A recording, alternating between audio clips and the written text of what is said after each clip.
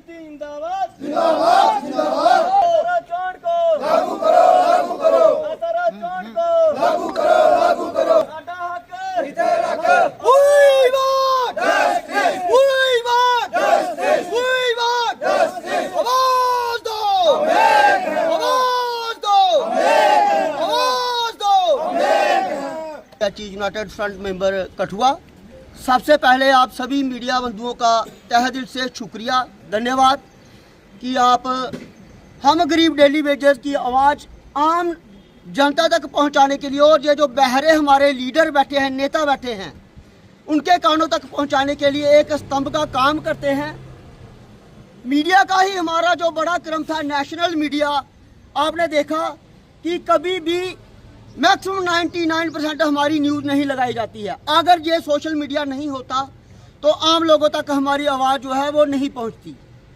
मैं आपके माध्यम से ये बताना चाहता हूं कि जो हमारी PHE यूनाइटेड फ्रंट द्वारा 72 घंटे की कॉल की गई है, उसके मुताबिक जो कल हमारा जम्मू में प्रोटेस्ट था, एक प्रोग्राम था, आपने देखा कितनी बड़ी संख्या में डेली वेजर जम्मू में इकट्ठा हुए और CM हाउस का सेक्रेटरीट का घेराव किया गया।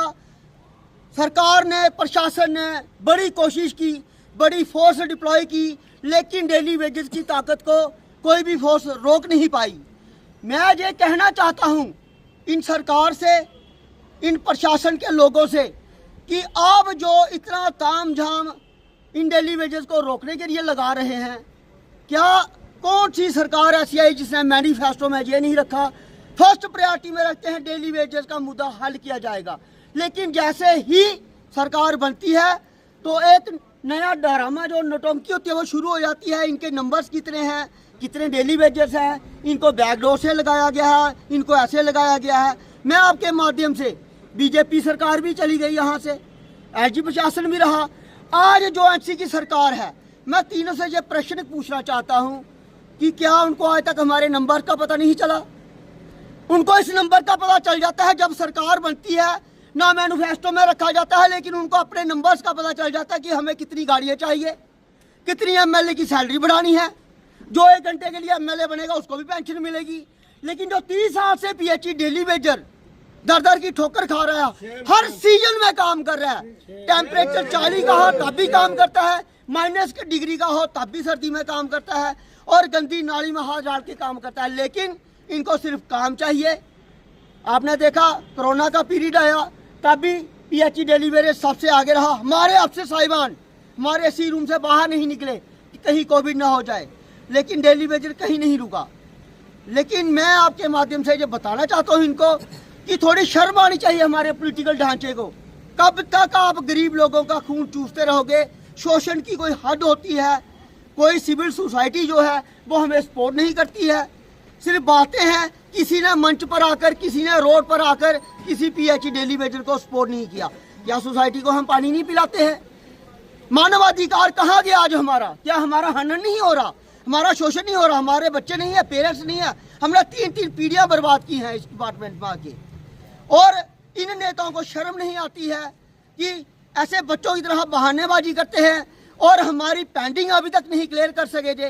रेगुलराइजेशन पॉलिसी हम मांग रहे हैं। जो हमारे रिटायर्ड पर्सन हो गए हैं, जिन्होंने सुसाइड किया, उनके लिए पॉलिसी मांग रहे हैं।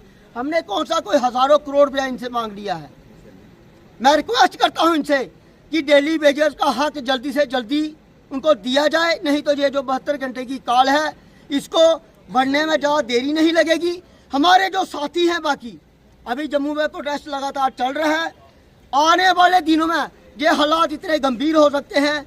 गर्मी का टाइम आ रहा है, रमज़ान महीना है, हम अपने मुस्लिम भाइयों से माफ़ी चाहते हैं कि हमें काम छोड़ना पड़ रहा है, लेकिन इसकी जिम्मेवारी जो है वो इसी सरकार की है, जो हमें बोलते कुछ हैं और करते कुछ हैं। मैं फिर आपके माध्यम से ये गुहार लगाता हूँ कि इस डेली वेजर का हल कीजिए, नहीं तो जो आपके पास 10-12% मैन पावर बची है परमानेंट की, आने वाले कुछ ही महीनों में वो भी चली जाएगी। क्या बीजेपी सरकार ने कोई मैन पावर लगाई? हज़ारों करोड़ रुपया हमारी स्कीमों के लिए आता है। घोटालेबाजी इतनी चल रही है जिसका कोई हिसाब नहीं है।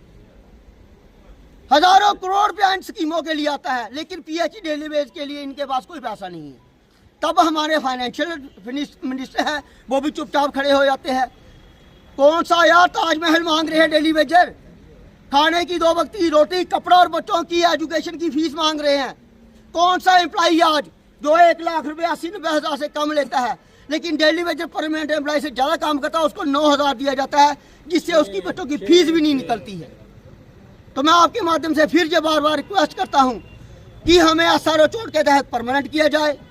हमारे जो डेली वेजर साथी सुसाइड करके हैं उनके बच्चों को, उनके फैमिली मेम्बर्स को एक और नौकरी दी जाए और जो हमारा पेंडिंग है वो जल्दी से जल्दी क्लियर किया जाए। PHC डेली वेजर कठुआ मैं दो पॉइंट पर गल करूँगा जी।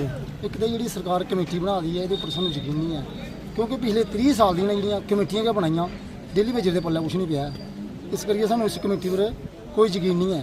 और दूई चीज़ लद्दाख के अगर सैलरी वधी सकती डेली वेजर की तो क्या जम्मू कश्मीर च वधी सकती, क्या ये कोई बाहरली कंट्री है?